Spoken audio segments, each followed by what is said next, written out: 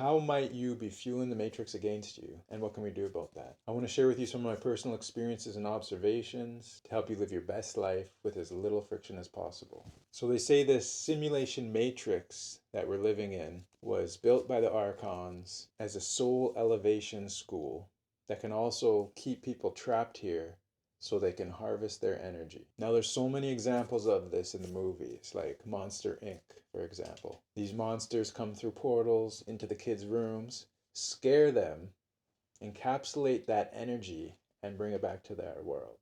Now that's very close to what's going on here. There's beings that will come to try to force you to emit these lower vibrational energies so that they can eat them, so to say. So when we get in a situation that might provoke us to feel anger, maybe guilt, shame, jealousy, envy, we gotta stop, pause, breathe, try to transmute that energy into something positive.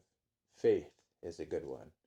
Gratitude is another. When we feed these entities with our energy, we actually strengthen them so that they can influence us even greater. I had a time many years ago when I was living with my ex, and I went to see my medium, Linda, my great friend, and she told me that she could see that there was an entity living in my closet, and it would poke me and it would poke my ex, and when we got angry, it would eat the energy and make it so much stronger that it could then affect our physical environment. She said she could see it pausing the music that I would play when I sleep to keep me from sleeping properly. Now, luckily, she was able to intervene before this thing got strong enough to cause some real harm. Now, later on, her and I ended up in custody court together, and that just dragged me down. I was feeling so much fear, so much shame that all these energies were compounding my troubles. I was feeling so low that I went to see a hypnotherapist, and she was amazing. Morgan Williamson in Moose Jaw. If you're looking for somebody, I highly recommend her. The first time I went, I had my head down as I walked in, and as soon as I left the session, I was running out. I was so happy. I got to my car, realized I forgot my keys, ran back shamelessly, forgot my keys, grabbed them, ran to my car again. I was a brand new man just like that after one session. Then COVID hit, and we had to do them online. So I remember about a year after our last session, I came across the recording on my computer. This session was completely out of my memory. I didn't have any recollection of it. But in this session, she told me that she could see that my anger, my desire to get even was fueling all the problems against me. And if I can just have a perspective shift so that I'm looking at my ex with a different frame, then everything would change. So I recognize that she's just trying to do the best she can do with what she has and what she knows.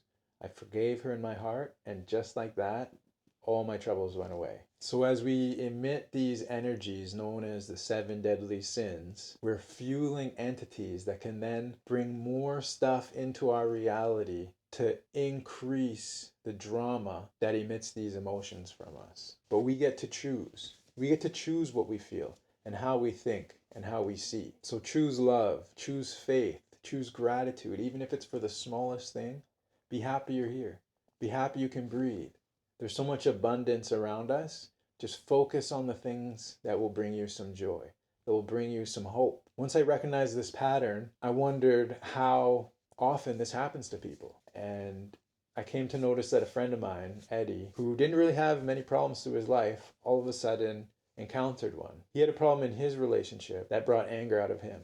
And the more angry he got, the more difficult the situation was ahead of him. All of a sudden, all these things started happening that just didn't even make sense. He got arrested for window shopping. He was looking in a window. The police pulled up, arrested him, asked him if he was drinking, made him blow. He blew 6 times, 3 times too hard, 3 times too soft, and they charged him with refusal to blow. He kept getting angrier.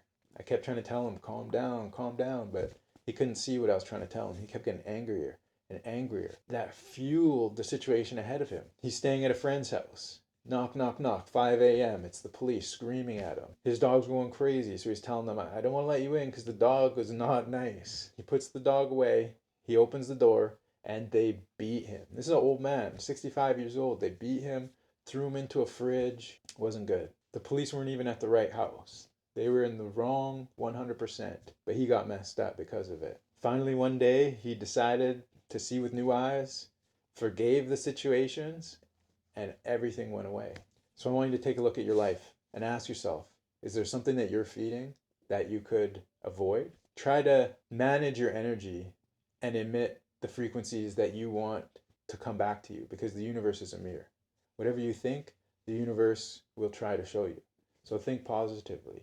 Have hope. There are infinite timelines going on at the same time.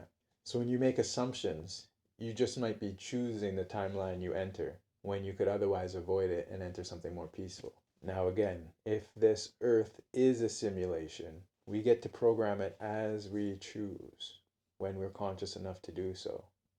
So stay conscious, stay vigilant, and most importantly, stay positive.